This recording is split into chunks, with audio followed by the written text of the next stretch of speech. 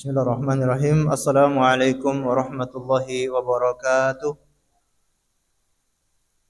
Innal hamdalillah nahmaduhu wa nasta'inuhu wa nastaghfiruh wa natubu ilaihi wa na'udzu billahi min sururi anfusina wa min sayyiati a'malina.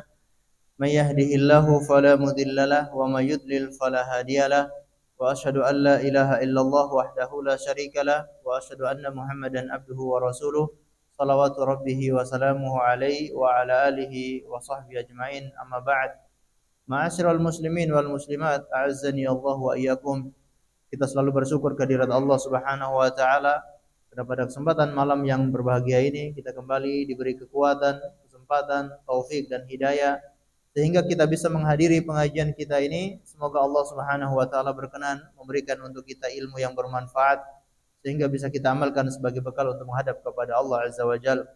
Salawat dan taslim semoga selalu tersampaikan kepada junjungan kita Nabi besar Muhammad sallallahu alaihi wasallam, kepada seluruh keluarganya, para sahabatnya dan umatnya yang setia mengikuti tuntunannya sampai hari kiamat.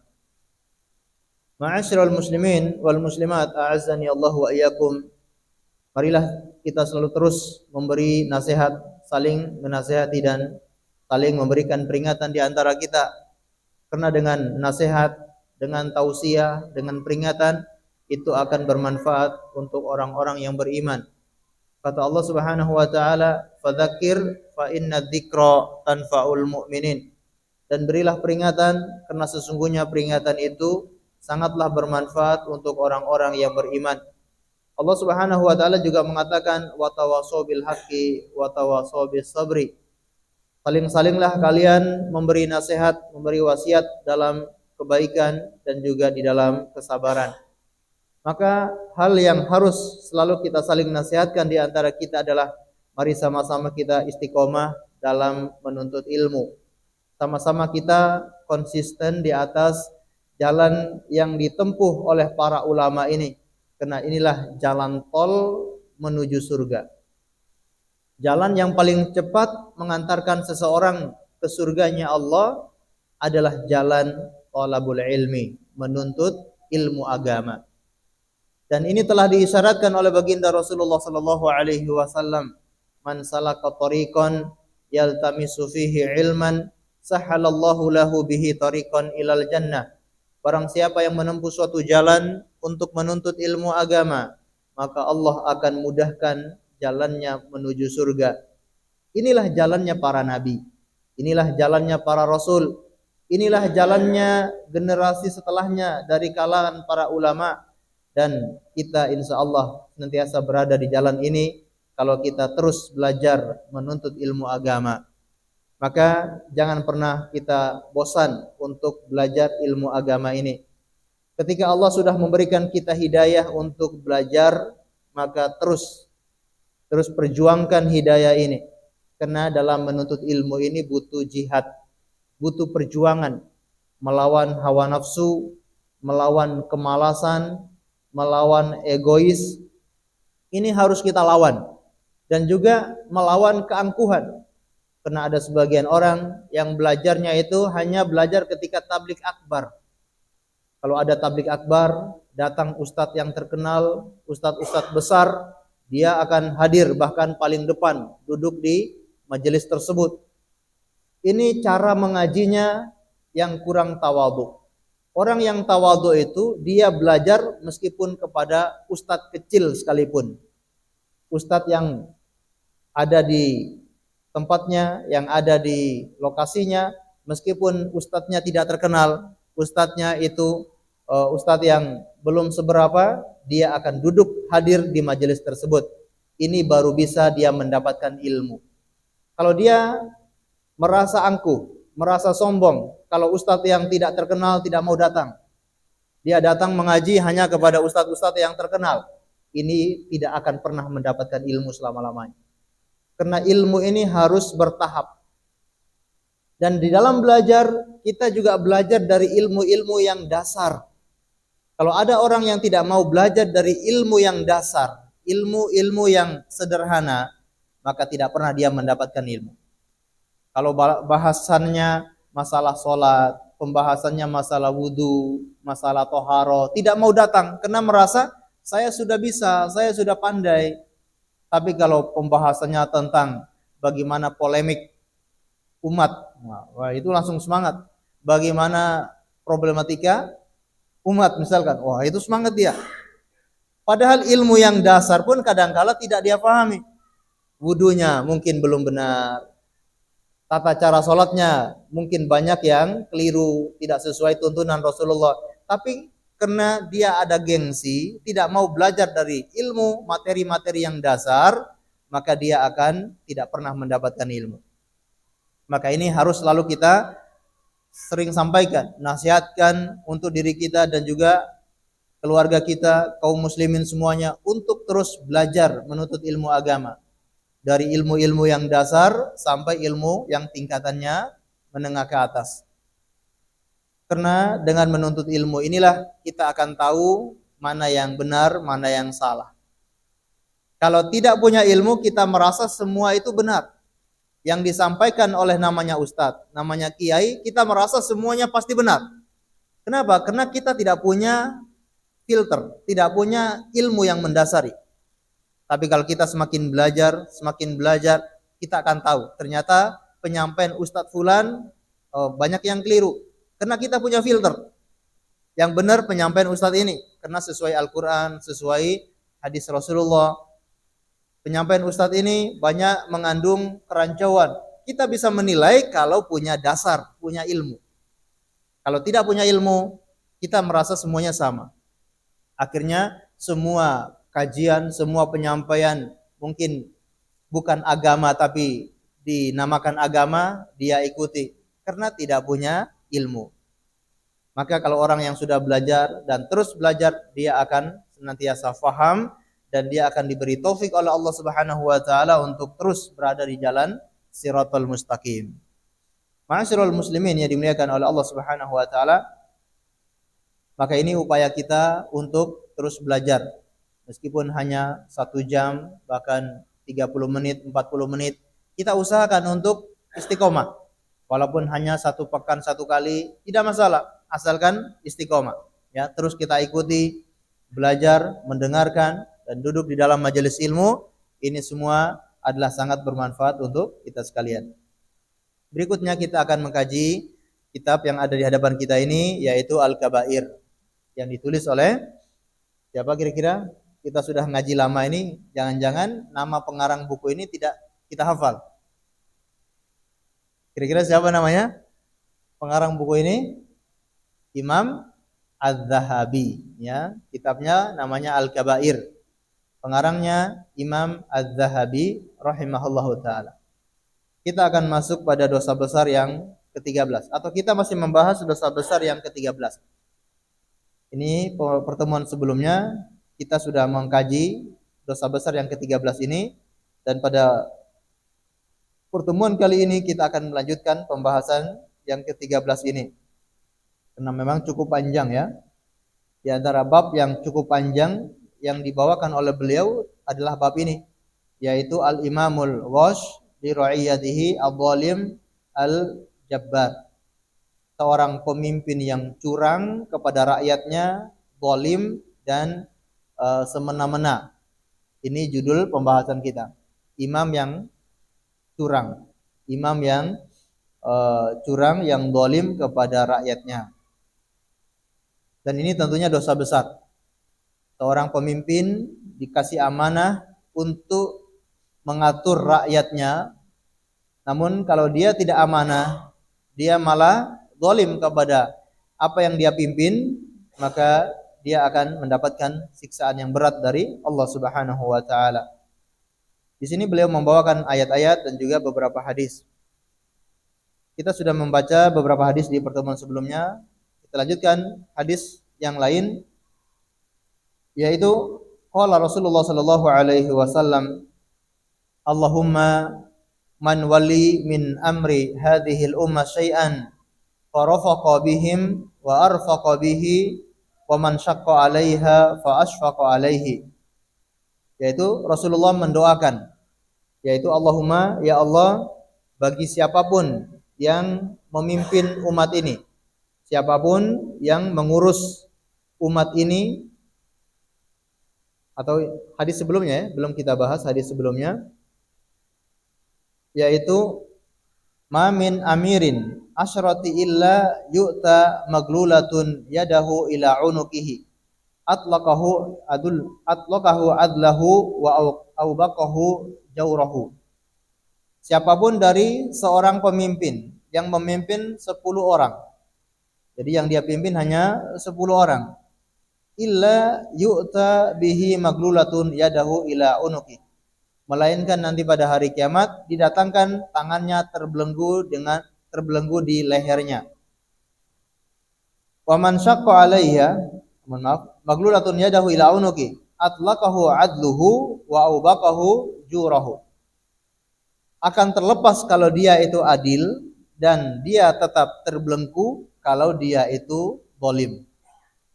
Ini ancaman yang keras bagi pemimpin. Meskipun yang dia pimpin itu tidak banyak, yang dia pimpin hanya 10 orang. Kalau dia berbuat adil, maka dia akan terlepas dari beban tanggung jawab di hari kiamat. Namun kalau dia curang, dia zalim, tidak berbuat adil kepada rakyatnya, walaupun yang dia pimpin itu hanya 10 orang, dia akan menanggung beban tersebut. Tangannya akan terbelenggu di lehernya dan dia akan disiksa oleh Allah Azza wa Jalla. Kemudian hadis berikutnya adalah doa Rasulullah kepada setiap pemimpin. Ya Allah, barang siapa yang memimpin urusan umat ini, farafaqa bihim, dan dia berlemah lembut kepada mereka, fa'arfaqa bihi, maka berlemah lembutlah kepadanya. Kalau ada pemimpin dari umat ini yang berlemah lembut kepada rakyatnya, maka berlemah lembutlah kepadanya. Wa man syaqqa 'alaiha fa asyaqqa 'alai. Wa man syaqqa 'alaiha fa asyaqqa 'alai. Dan adapun pemimpin yang mempersulit umat ini, maka persulitkan dia, persulitkan urusannya dia. Hadis riwayat Imam Muslim. Ini doa dari Rasulullah sallallahu alaihi wasallam. Kalau dia amanah, dia memimpin umat ini dengan lemah lembut, artinya dia penuh kasih sayang, tidak zalim kepada rakyatnya, maka insya Allah dia pun akan disayangi oleh Allah Subhanahu wa taala. Dia akan dirahmati oleh Allah Subhanahu wa taala. Tapi kalau sebaliknya dia mempersulit keadaannya, dia mempersulit apa saja yang dibutuhkan oleh masyarakat, maka dia akan dipersulit oleh Allah Subhanahu wa taala. Dan ini istilahnya adalah al-jaza min jinsil amal. Balasan itu tergantung amalannya. Kalau dia mempermudah urusan rakyatnya, Allah permudah urusannya.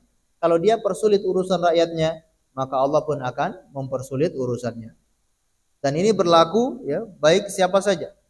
Apakah orang yang memimpin di sebuah lembaga, memimpin di sebuah instansi, di sebuah pekerjaan, di sebuah perusahaan, atau dia memimpin di skala wilayah negara ataupun wilayah daerah ataupun wilayah kecamatan, kalau dia mempermudah urusan rakyatnya, insya Allah Allah permudah urusan. Tapi sebaliknya kalau dia persulit, ya, ngurus apa-apa dipersulit, harus sogok sini, harus sogok sana. Nah ini hati-hati. Setiap pemimpin yang mempersulit, hati-hati. Mau ngurus kesehatan pun dipersulit misalkan. Atau mau berobat pun, orang sudah sakit keras, sudah sakit parah, tinggal berobat dipersulit di rumah sakit misalkan. Nah ini hati-hati. Akan dipersulit urusannya nanti pada hari kiamat. Ya. Dan banyak dalil yang menjelaskan hal ini. Sebagaimana sabda Rasulullah sallallahu alaihi wasallam dari Abu Hurairah radhiyallahu anhu. Kata Rasulullah sallallahu alaihi wasallam, "Man nafasa an mu'min kurbatan min kurbid dunya, nafasahu Allahu anhu kurbatan min kurbi yaumil qiyamah."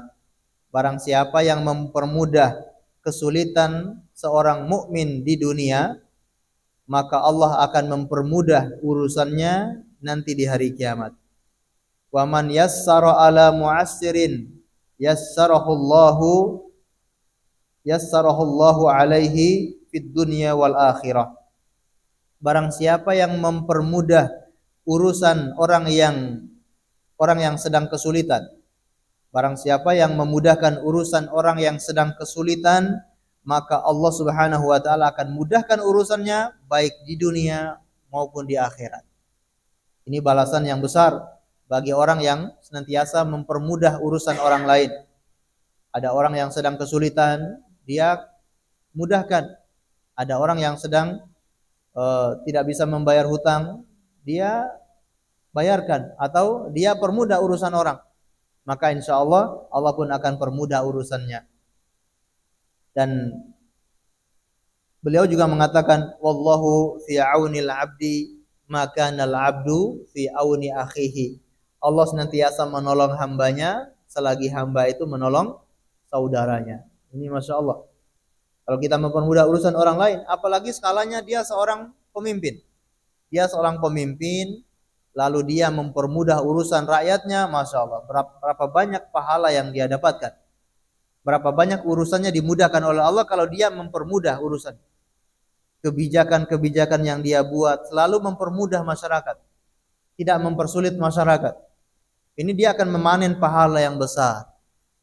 Tapi sebaliknya, kalau dia persulit urusan orang, apalagi yang dipersulit itu bukan hanya 1-2 orang, yang dia persulit itu 1 kecamatan, yang dia persulit itu 1 kampung. Hati-hati, Allah akan persulit urusannya baik di dunia maupun nanti di hari kiamat. Ma'asyiral muslimin yang dimuliakan oleh Allah Azza wa Jalla. Ini tentunya nasihat bagi para penguasa, para pemimpin untuk selalu bersifat ramah, bersifat lemah lembut kepada rakyatnya atau kepada bawahannya. Hadis yang lain, sayakunu umara'u fusaqatun jawaratun faman sadaqahum bikadzibihim wa anahum ala zulmihim falaysa minni wa laysat minhu wa lastu minhu wa man yaruddu alayya walan yaruddu alayya al-haud. Akan ada para pemimpin-pemimpin yang fusaqah, yang fusak, yang fasik. Yang fasik yaitu mereka yang buruk dari diri sendirinya. Hubungannya dengan Allah itu sangat buruk. Ada pemimpin-pemimpin yang fasik. Hubungannya sama Allah itu buruk.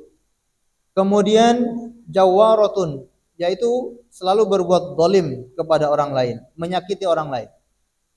Hubungannya dengan Allah sangat buruk, kemudian hubungannya kepada sesama manusia itu juga sangat buruk. Ya. Mungkin ada orang yang atau ada pemimpin yang hubungannya dengan Allah baik, atau orangnya tidak terlalu buruk, ya. Orangnya selalu menjaga dirinya dari maksiat, menjaga dirinya dari dosa-dosa. Dia mampu menjaga dirinya dari perbuatan zina, menjaga dirinya dari minum khamar, menjaga dirinya dari hal-hal yang mungkar. Tapi ternyata dia sangat zalim kepada rakyat. Kebijakan-kebijakannya ternyata sangat menyengsarakan rakyat. Ini akan ada pemimpin seperti itu.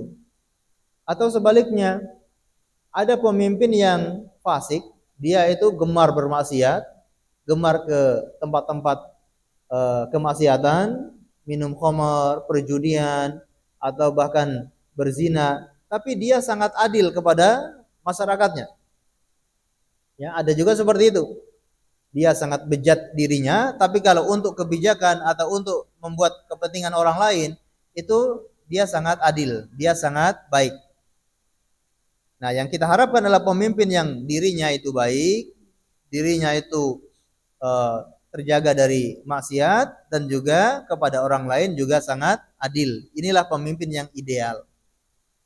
Makanya sebetulnya kriteria untuk menentukan seorang pemimpin itu sudah diajarkan di dalam agama Islam.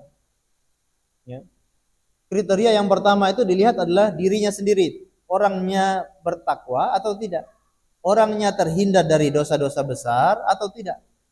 Ini kriteria yang paling pertama. Setelah ini lolos, baru kriteria yang lainnya. Apakah dia punya riwayat berbuat kedoliman kepada orang lain atau tidak. Kalau dia punya riwayat berbuat kedzaliman kepada orang lain, korupsi dan seterusnya, maka tidak layak menjadi pemimpin. Ini standar dalam agama Islam. Baik, akan ada para pemimpin yang fasik dan juga zalim. Faman shadaqahum bikadzibihim. Barang siapa yang membenarkan kedustaan mereka, kedzaliman mereka itu didukung, dibenarkan. Wa'anahum, bahkan membantu kedzaliman mereka itu. Falaisa minni walastu minhu. Kata Rasulullah, mereka itu bukan golongan saya dan saya bukan golongan mereka. Ini berkaitan dengan orang-orang yang mendukung pemimpin-pemimpin yang zalim. Akan ada pemimpin-pemimpin yang zalim, pemimpin-pemimpin yang buruk. Dan yang lebih buruk lagi adalah orang-orang yang mau mendukung pemimpin seperti itu. Ini berbahaya. Orang-orang yang menjilat, ingin dapat kekuasaan, ingin dapat jabatan, atau bahkan ingin dia mendapatkan keamanan, tidak tersandra oleh hukum, tidak terlibat atau tidak terlibat dalam kasus-kasus tertentu, maka dia menjilat kepada pemimpin, padahal pemimpin itu sangat zalim, pemimpin itu sangat buruk, tapi karena dia jiwanya jiwa penjilat. Semuanya didukung. Apapun kebijakan yang dibuat oleh pemimpin itu padahal dia tahu itu sangat merugikan rakyatnya. Kebijakan yang dibuat oleh pemimpin itu sangat tidak masuk akal, sangat tidak adil. Tapi dia dukung ya dengan sepenuh hati. Ini berbahaya. Dan apa kata Rasulullah? Walay yarid alayyal haud. Orang seperti ini tidak bisa meminum atau tidak bisa mendekat dengan haud telagaku nanti pada hari kiamat. Pemimpin-pemimpin yang zalim atau orang-orang yang mendukung pemimpin-pemimpin yang zalim tidak akan pernah minum dari telaganya Rasulullah sallallahu alaihi wasallam. Kita semua sangat butuh untuk bisa minum dari telaganya Rasulullah. Kenapa kita butuh minum? Kondisi di mana matahari didekatkan sedekat 1 mil. 1 mil itu sebagian ulama menafsirkan 1 mil ya, jarak mil ya. Ada yang mengatakan mil itu adalah lidi yang dibuat untuk celak. Lidi yang hanya pendek. Jadi hanya sejarak seperti lidi celak. Atau sedekat dengan 1 jengkal dari kepala manusia. Bayangkan, matahari ketika didekatkan, kondisi sangat kepanasan. Rasulullah menggambarkan manusia akan bahkan ada yang tenggelam dengan keringatnya sendiri. Ada yang keringatnya sampai di dadanya, ada yang sampai di pinggulnya, ada yang sampai di lututnya, ada yang sampai di betis dan mata kakinya. Ini sesuai dengan kadar amalan mereka. Dalam kondisi yang sangat kehausan, manusia butuh minum. Ada orang-orang yang ternyata dilarang dari telaganya Rasulullah sallallahu alaihi wasallam, di antaranya adalah pemimpin-pemimpin yang zalim dan orang-orang yang menjilat kepada pemimpin-pemimpin yang zalim tersebut. Dan juga disebutkan dalam riwayat yang lain, orang-orang yang tidak akan minum dari telaganya Rasulullah adalah mereka-mereka yang membuat ajaran-ajaran baru di dalam agama. Orang-orang yang melakukan perkara bid'ah, mengada-ngadakan ibadah-ibadah dalam agama yang tidak diajarkan oleh Rasulullah, mereka ini tidak akan pernah minum dari telaganya Rasulullah sallallahu alaihi wasallam. Dalam hadis yang sahih kata Rasulullah, "Ana faratukum alal haudi." Aku nanti menunggu kalian wahai umatku di telagaku. Faman waradahu syariba minhu. Barang siapa yang mendatangi telaga itu, dia pasti akan minum dari telaga tersebut. Waman syariba minhu lam yatma ba'dahu abadan. Barang siapa yang minum dari telaga tersebut, dia tidak akan pernah haus selama-lamanya. La yaridu alayya aqwamun a'rifuhum wa ya'rifuni. Nanti ada sebagian kaum yang datang kepada telagaku dan aku mengenal mereka, mereka juga mengenali saya. Summa yuhalu baini wa bainahum. Akan tetapi mereka terhalang dari telagaku tersebut. Mereka tidak bisa minum dari telaga tersebut. Maka Rasulullah sallallahu alaihi wasallam mengatakan, qala innahum minni, sesungguhnya mereka itu dari golongan saya. Dalam riwayat yang lain, innahum ummati, mereka itu adalah bagian dari umatku. Maka dikatakan kepada beliau, innaka la tadri ma baddalu ba'daka, sesungguhnya engkau tidak mengetahui apa yang diganti setelah sepeninggalanmu.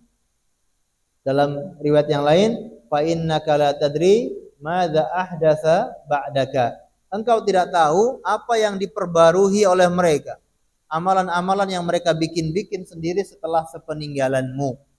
Maka kata Rasulullah sallallahu alaihi wasallam, suhqan, menjauhlah kalian, pergi kalian. Justru mereka ini diusir oleh Rasulullah sallallahu alaihi wasallam. Maka hati-hati. Jangan sampai kita melakukan suatu amalan, ternyata amalan itu tidak ada contohnya dari Rasulullah. Maka kembali lagi, pentingnya kita belajar agar kita tahu amalan ini dicontohkan atau tidak. Amalan ini ada dalilnya dari Nabi atau tidak. Jangan-jangan amalan ini tidak ada dasarnya.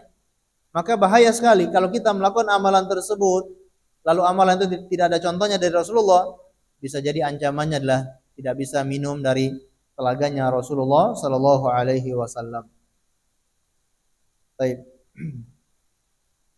Berikutnya hadis yang lain, wa qala alaihi salatu wassalam, ma min qaumin yu'malu fihim bil ma'asi hum a'azzu wa aktsaru mimma ya'malu thumma lam yughayyiru illa ammahumullahu bi'iqabin. Tidaklah suatu kaum melakukan perbuatan-perbuatan maksiat dan mereka tidaklah suatu kaum melakukan maksiat di tengah-tengah mereka, padahal mereka itu lebih kuat, mereka itu lebih banyak dari orang yang melakukan maksiat tersebut, namun mereka tidak sanggup merubah kemaksiatan itu, maka apa? Illa ammahumullahu iqabahum, kecuali Allah akan mengumumkan, Allah akan mengazab dengan azab yang menyeluruh. Allah menurunkan siksaannya secara menyeluruh. Tidak hanya orang yang berbuat maksiat saja, tapi orang yang tidak berbuat maksiat pun akan terkena azab dari Allah tersebut. Hal ini karena mereka tidak mau amar ma'ruf nahi mungkar. Imam Az-Zahabi rahimahullahu taala membawakan dalil ini untuk menunjukkan bahwa di antara tugas penting seorang pemimpin adalah amar ma'ruf nahi mungkar. Ini tugas pokok seorang pemimpin, harus bisa amar ma'ruf nahi mungkar. Kalau dia tidak melakukan amar ma'ruf nahi mungkar, maka hati-hati, Allah Subhanahu wa taala akan mengazab satu negeri. Allah akan mengazab satu wilayah kalau di situ tidak ada amar ma'ruf nahi mungkar. Di sini Rasulullah mengatakan, suatu kaum, segelintir orang melakukan maksiat, padahal orang yang baik itu lebih banyak. Orang yang baik itu lebih banyak, bahkan lebih kuat. Tapi kenapa mereka tidak bisa merubah? Atau ada seorang pemimpin yang dia punya kewenangan, dia punya kekuasaan, dia punya kekuatan. Dibanding dengan maksiat yang dilakukan oleh segelintir orang, pemimpin ini punya wewenang, punya kekuatan, dia punya kekuasaan. Kalau dia hanya tanda tangan, kemungkaran itu akan selesai. Tapi ternyata tidak ada yang buat seperti itu. Pemimpin ini tidak mau amar ma'ruf nahi mungkar. Maka hati-hati, Allah akan mengazab seluruhnya. Apakah yang baik atau yang buruk, semuanya terkena azab dari Allah Subhanahu wa taala. Ini pentingnya kita amar ma'ruf nahi mungkar. Di wilayah kita hidup ini tidak hanya sendirian, tidak hanya individu. Kita beramal soleh juga tidak hanya sendirian. Kita juga harus melihat kanan, melihat kiri. Bagaimana tetangga kita, bagaimana saudara-saudara kita, bagaimana orang-orang di sekeliling kita. di dalam perumahan kita, apakah ada kemungkaran atau tidak. Jangan kita biarkan di perumahan kita, di kompleks kita, apakah ada perzinahan, apakah ada rumah yang di situ dijadikan tempat apa? Kumpul-kumpul ya, kumpul kambing, kumpul domba, atau kumpul kebo. Maka coba tengok kanan, tengok kiri, lihat-lihat, apakah ada kemungkaran di situ? Kita semua wajib untuk amar ma'ruf nahi munkar. Tentunya dengan cara-cara yang bijak, dengan cara-cara yang sesuai prosedur, prosedur, sesuai dengan cara-cara yang dibenarkan dalam hukum. Harus seperti itu. Kalau tidak, Allah Subhanahu wa taala akan memberikan azab secara keseluruhan. Rasulullah pernah menggambarkan ibarat orang yang sedang naik di atas kapal.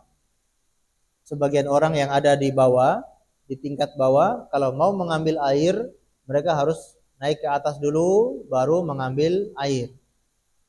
Maka mereka mengatakan, daripada kita capek-capek naik ke atas, mendingan kita lubangi saja kapal ini.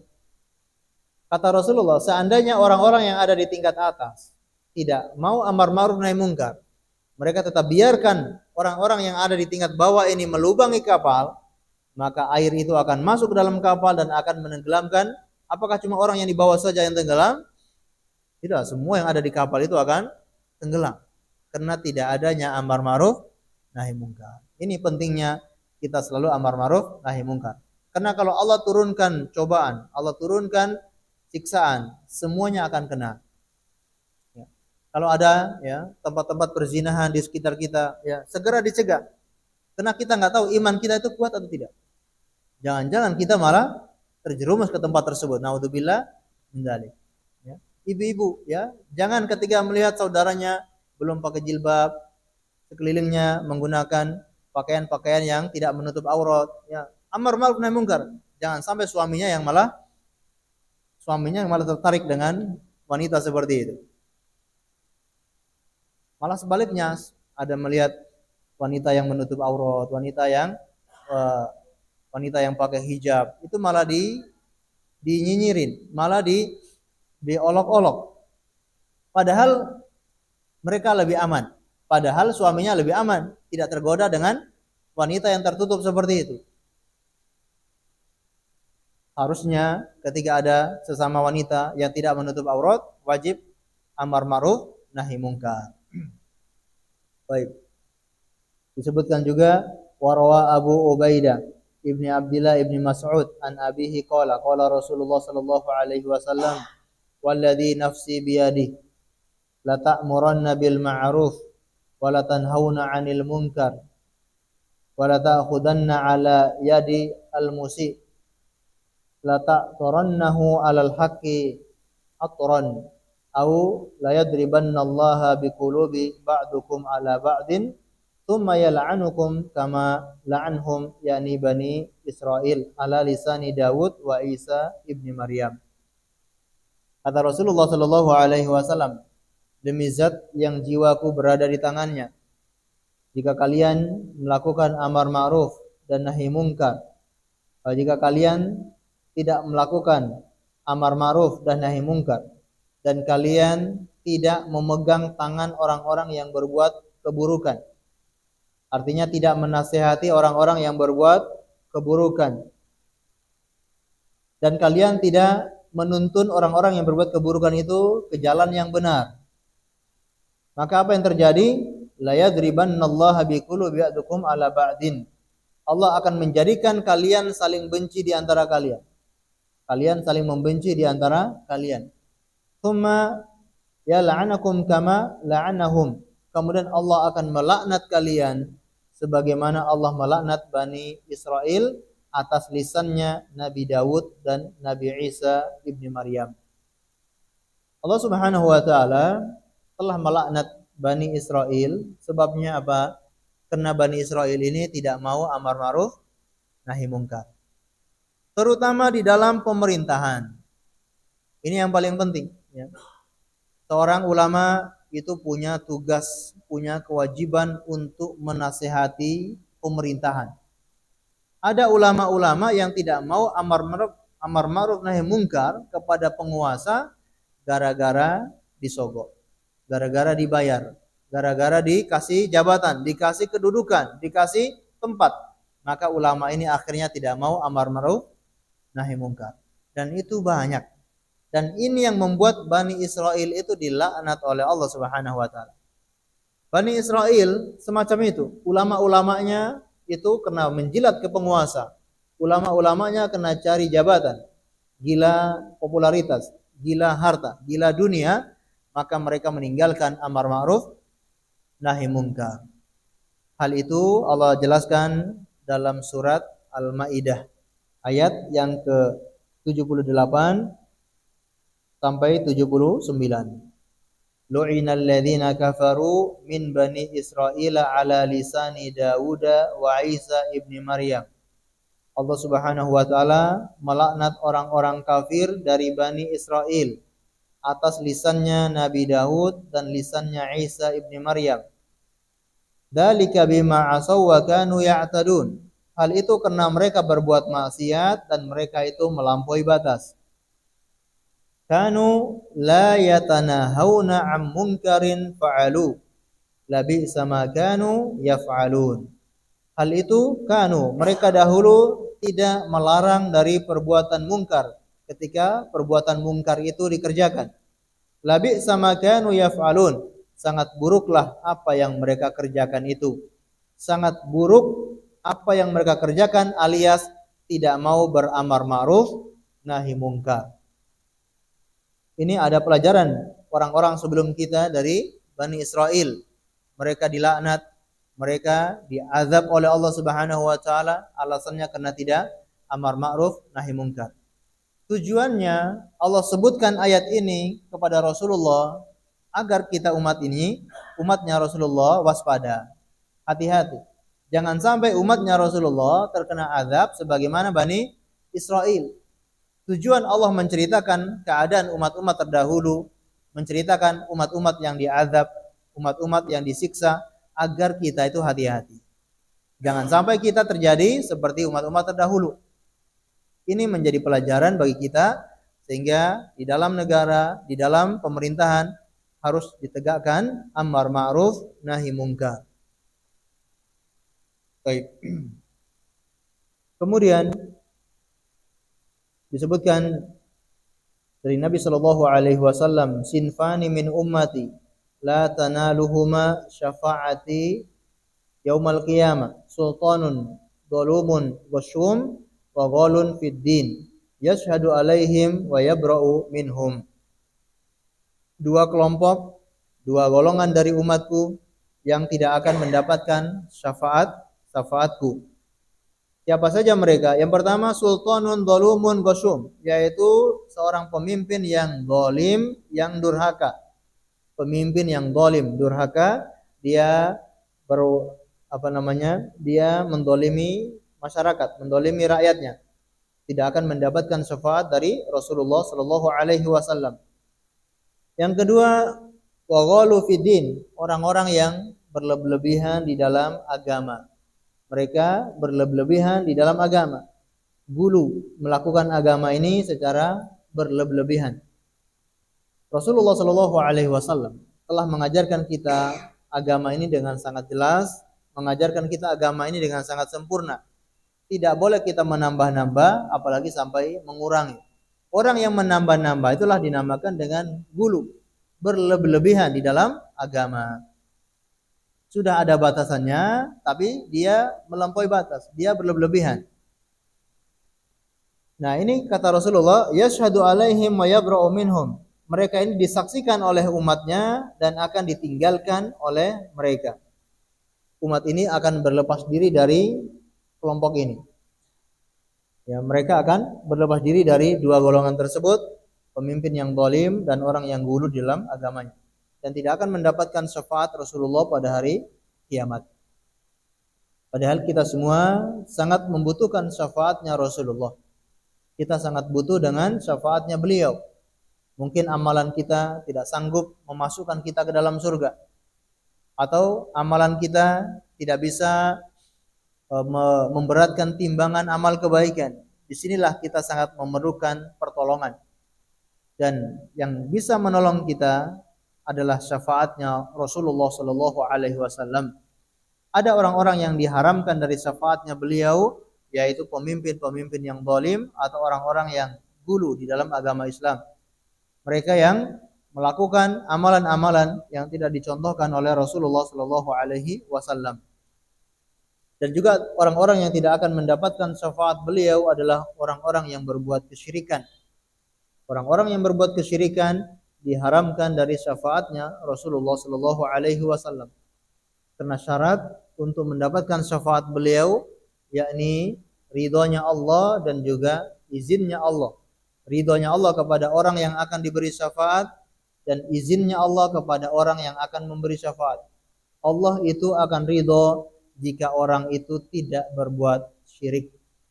Kalau orang itu berbuat syirik, maka Allah tidak akan pernah ridho kepada orang tersebut, maka orang ini tidak akan pernah mendapatkan syafaat dari Rasulullah sallallahu alaihi wasallam. Allahu a'lam bishawab. Kita dengarkan azan terlebih dahulu, kemudian kita lanjutkan sedikit lagi insyaallah.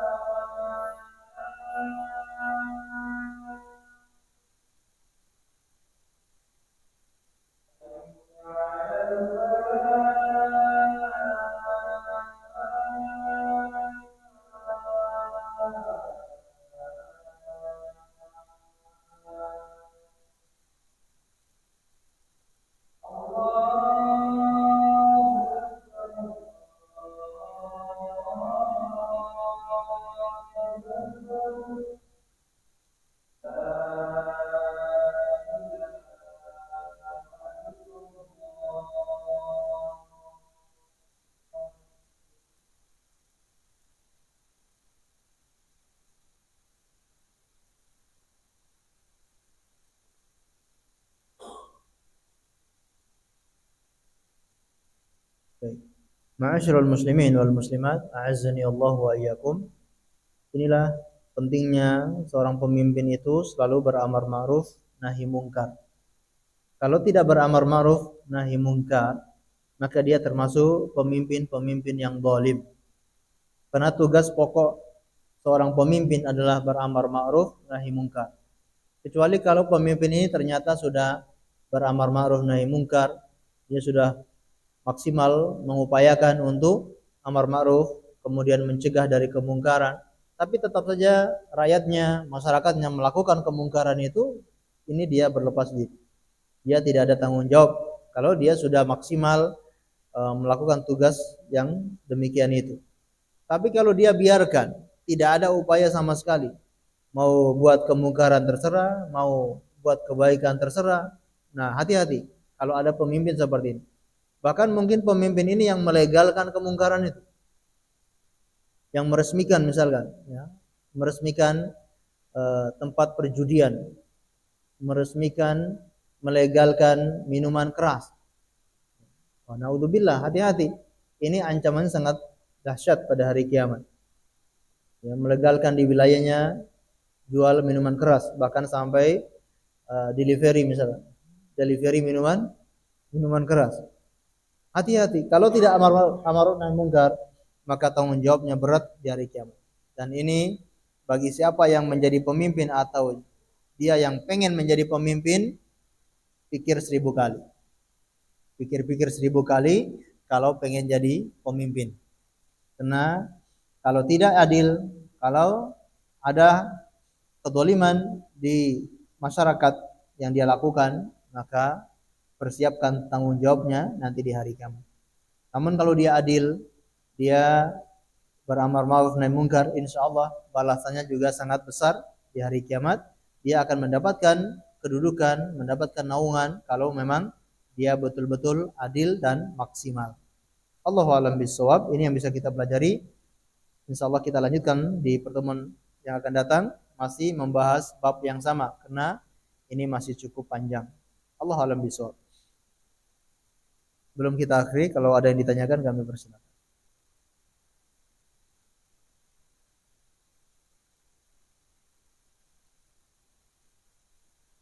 Ampun? Baik, alhamdulillah.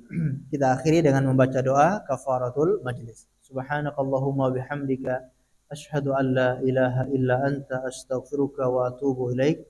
Wa sallallahu ala nabiyyina Muhammadin wa ala alihi washabbihi wasallam. Terima kasih atas segala perhatiannya. Mohon maaf atas segala kekurangannya. Assalamualaikum warahmatullahi wabarakatuh.